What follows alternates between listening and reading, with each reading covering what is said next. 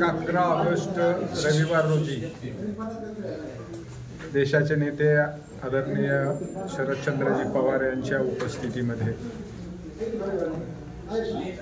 गांधी पुतळा बार्शी येथे सकाळी 10 वाजता शरद शेतकरी मेळावा आयोजित केलेला आहे।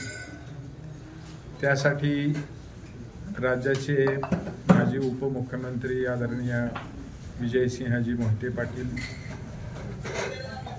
आमदार रोहित पवार, खासदार धैर्यशील मोहिते पाटील, खासदार ओमराजे निंबाळकर आणि महाराष्ट्र युवक काँग्रेसचे राष्ट्रवादी काँग्रेसचे अध्यक्ष महबूब शेख हे सर्वजण त्या ठिकाणी उपस्थित राहणार आहेत।